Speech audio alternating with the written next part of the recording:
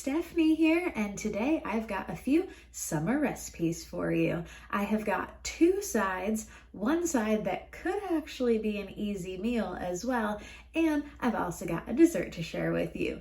This video is part of a collaboration hosted by Sammi over at Managing the Maze, all about succulent summer recipes. So if you are interested in more summer recipes, I will have a playlist linked in the description box below. Y'all should go check that out after you're done watching this video. And if you're here from the playlist, thanks for stopping by. My name is Stephanie, and I post grocery hauls and what's for dinners on a weekly basis, plus some other random content, usually road trips and travel content when that stuff comes up. So if that sounds interesting to you, I hope you hit that subscribe button and consider sticking around. Thanks so much for watching. Let's get right into some summer recipes. First up is actually my favorite thing in this video, and that is this easy pasta salad. I'm going to start out by boiling my pasta. I use the Bonza chickpea pasta, the rotini. You could use whatever pasta you'd like. This is such a customizable recipe because it's not actually a recipe. It's an idea for y'all, and it's one that I used not only as a side dish, but I also made a change to also make this a meal for some of the portions of it. I am not using measurements for anything, and you can change out very easily what veggies, what flavors you like in this. Pasta salads are so versatile. I love that you can do so many different things, and you can make a small batch, or if you're having a party, you can make a large batch. So with this, I am dicing up my cucumbers. These are mini cucumbers, those little snacking ones, but you could also use the English seedless cucumbers. You could use standard cucumbers, and I would recommend, if you're going to do that, just using a spoon to scrape the seeds out of the middle and then cut it into as small of pieces as you enjoy. I like mine to be itty bitty little bite-sized pieces. So once I've got all of my cucumber chopped up, I am also going to add onion to this. I love onion. I wanted to use red onion in this. My Vidalia onion worked just fine, but red onion would be great in this. Has anyone else noticed in their areas maybe not being able to get good red onions?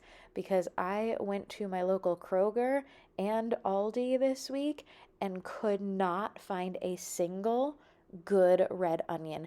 They all had areas that were molding on them. None of them looked edible enough to buy. So I went with what I had on hand, and since I didn't want this to be huge chunks of onion, I just wanted a little hint of my onion in there, I diced this up pretty fine to go into this salad. So by the time I was done chopping my onions and cucumbers, my pasta was ready to go. I did rinse it under cold water to stop that cooking process, and then I am using the Aldi version of the Italian Olive Garden salad dressing. Highly recommend using this in cucumber salads, pasta salads. It's so good. I love the Olive Garden one, and the Aldi version tastes exactly the same to me. I do not notice a difference in them. For seasonings, since there is a lot of flavor in that salad dressing, really all I added was black pepper. And then as I was mixing this up, I wanted it to have a little more color, and I remembered that I had chopped up into slices these bell peppers for meal prep for lunch, and I had extras that I didn't need for lunch. So that worked out really well and added another level to this and bulked it up even more. So this amount that I made in this bowl here lasted me for one side dish and then 3 lunches, because after this sits, it's great. Add a little Parmesan cheese to it. It's perfect as is. Or you can bulk it up even more and make it a meal by adding some chicken to it. So that's what I did here. After I let this sit for a few hours, you want it to sit for at least 3 or 4 hours, but longer would be ideal so that that dressing can really get in there with the pasta. After I let mine sit, I had some rotisserie chicken from Costco that I had already shredded up, and I added it into a bowl, added some Parmesan cheese right on top of this as well, and stirred it up. And then I also made up 2 containers of this to take as lunches to work. And this, I think, is going to be my go to summer lunch when it starts to get hot out, which now at this point seems like it's never going to happen in Southern California, but this is going to be my go-to lunch this summer. It was so good, I cannot recommend it enough. Also good, just not my favorite thing in this video, because I loved that pasta salad so much, is going to be some loaded baked potato salad. To start out, I am poking some holes into my potatoes here, and then you can bake them in the oven, or I like to bake them in the air fryer. I air fry them. Since you're going to be taking the skins off of this, you don't necessarily need to cover them in olive oil or salt the way that, for me at least, I would if I were going to be having a baked potato where I might be eating the skin of the baked potato. I did wash them though, so I just didn't cover them in anything, but I did wash them. And then once they came out of the oven, I didn't wait long enough for them to cool down. I didn't burn my fingers, but y'all be careful when you do this. I took the skins, came right off, and then I was able to chop these up. And I'll link a recipe down below. I didn't follow it exactly, but I did take inspiration from it, and it said to soak these in a little bit of apple cider vinegar.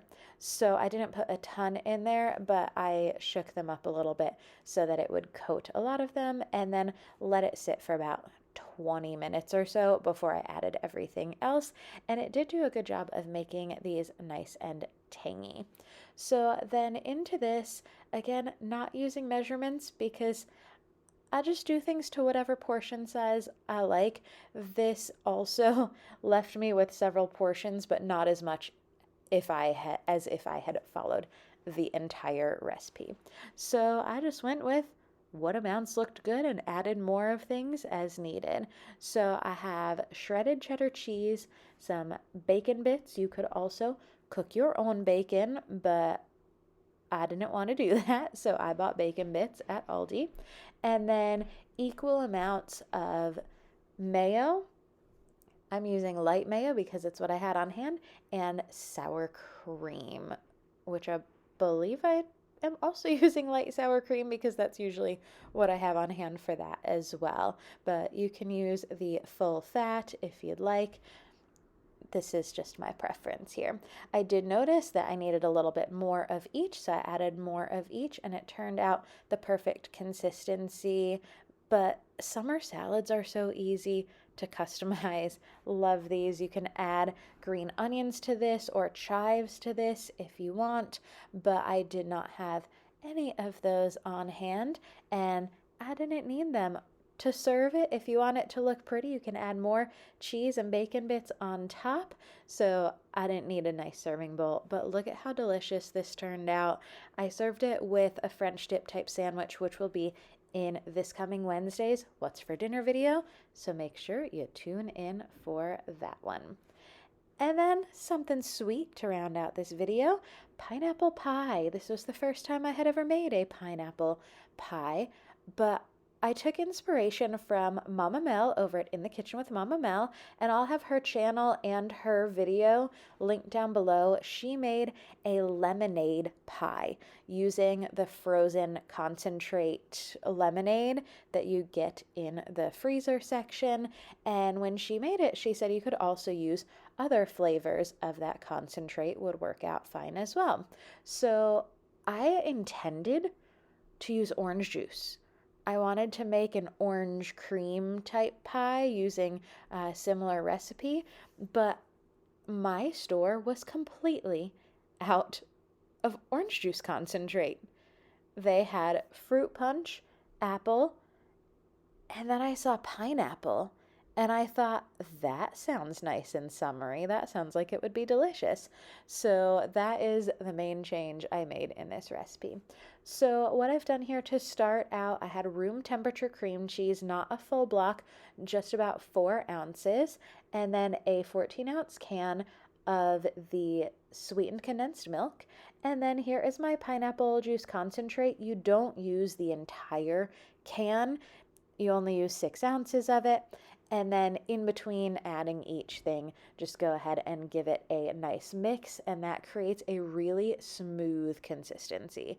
So I did the cream cheese and mixed that so it was nice and smooth before I added the condensed milk, and then again mixed it, and then mixing in the concentrate. And then I'm done with my beaters here because I don't want to over whip this with the whipped topping. So this is the Aldi version of Cool Whip, and I'm just putting the entire tub right here into my bowl. And then that one, I want it to stay nice and fluffy, so I am gently folding this in. And you're supposed to do it until there's no streaks, but I'm impatient.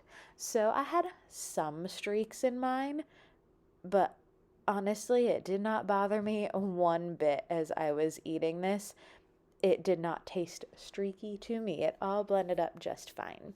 Now, the recipe that I was looking at said to get the larger graham cracker crust, the one that has the room for 2 extra servings, which I didn't even know that was a thing, but I did not feel like going to a different store to search for it. So I went with a standard graham cracker crust, which meant I did have a little bit extra, but that's okay. I still kept it and worked with it. So once I had enough in here to fill up the pie, I am just going to put the lid on this and put it in the refrigerator. And you want this to sit for at least 8 hours or overnight according to the recipe. I found it was better the second day than the first day. The first day it was good, the second day it was amazing. So I definitely recommend going with the overnight for this one. And then with all of this extra filling, this makes a fantastic fruit dip. So if you are looking for a good dip to have at a party and you want something a little bit different than your standard fruit dip, try this pie filling without the pie. That's what I did with the extras, and it was really good with strawberries. Highly recommend if you like pineapple, or if you like pineapple juice or like Dole Whip kind of stuff. It's very sweet, a little bit tangy in there as well, but I did enjoy this. If you like coconut, this would probably be really good with toasted coconut on top, but I'm not a fan of the texture of coconut, so I did not add that, but I can imagine it would be really good if you are a fan of that. Thank you so much for watching. I hope y'all enjoyed this video, and if you did, I hope you give it a thumbs up and hit that subscribe button down below if you haven't already. Thank you again, Sammy over at Managing the Maze, for hosting this. I will have her channel linked in the description box below, as well as a link to that playlist with all of the other people collaborating. It's going to be some great summer recipes, so I hope y'all will check it out. Have a great week.